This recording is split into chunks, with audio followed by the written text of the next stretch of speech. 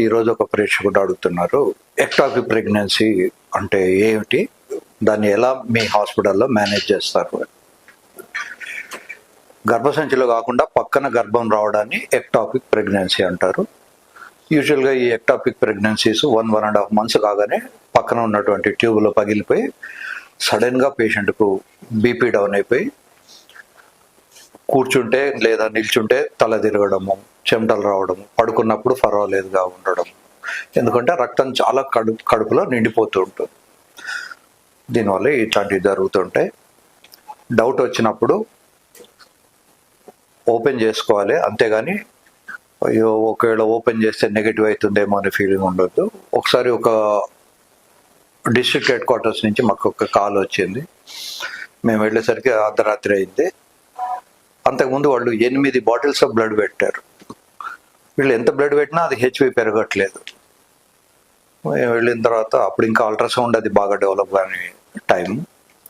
మేము వెళ్ళిన తర్వాత అన్నాం ఇది ఎక్టాపిక్ లాగా ఉంది, ఓపెన్ చేయం. మరి ఓపెన్ చేసిన తర్వాత ఒకవేళ నెగిటివ్ అయితే ఏమిటి? అయితే ఏమవుతుంది, నష్టమేం లేదు. మనం బాటిల్స్ బ్లడ్ పెడుతూ పోతుంటే ఎన్ని రోజులు అని పెడతాము, సో ఎక్కడో లీక్ అవుతుంది కనుక we have to control it అని చెప్పి ఓపెన్ చేసాం. That turn out to be an ectopic pregnancy. So ఈ ఎక్టాపిక్ ప్రెగ్నెన్సీలకు యూజువల్గా సాల్పింగెక్టమీ అనే ఒక సర్జరీ చేస్తాము. ఈ మధ్య కాలంలో ఒకవేళ మనం కనుక ఎర్లీగా డయాగ్నోజ్ చేయగలిగితే మిథోట్రిక్సేట్ అనే ఒక ఇంజెక్షన్ కూడా దాని లోపలికి ఇంజెక్ట్ చేయవచ్చు లాప్రోస్కోపీ ద్వారా. ఎనీహౌ డౌట్ ఉన్నప్పుడు ఓపెన్ చేయడం అనేది, లేదా లాప్రోస్కోపీగా మనం కెమెరా పెట్టుకొని చూసుకోవడం కానీ మంచిది. ఒక్కొక్కసారి సటిల్గా ఉంటుంది, పేషెంట్ క్లియర్ కట్గా చెప్పరు, కానీ ఏదో హెచ్బి తక్కువ ఉంటుంది, ఆయాసపడుతుంది. ఇప్పుడంటే అల్ట్రాసౌండ్ ప్రతి విలేజ్లోనూ అవైలబుల్ ఉన్నాయి. ఒకప్పుడు ఇవన్నీ ఉండేవి కాదు. అప్పుడు ఓన్లీ క్లినికల్గానే మనం డయాగ్నోజ్ చేసేవాళ్ళం. మన హాస్పిటల్లో కూడా ఈ ఎక్టాపిక్ ప్రెగ్నెన్సీకి మనం కావాల్సిన సర్జరీ లాప్రోస్కోపీ ఉంది, ఓపెన్ ఉంది, ఏది అవసరం అనుకుంటే దాన్ని చేస్తాము.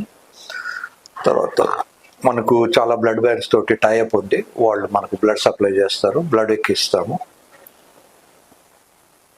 యూజువల్గా వీళ్ళకు స్పైనల్ కానీ జనరల్ కానీ అనస్థీషియా ఇస్తాం, depending upon there position. So operation అంతా కూడా నొప్పి ఉండదు. యూజువల్గా 48 hours తర్వాత పంపిస్తాం ఇంటికి.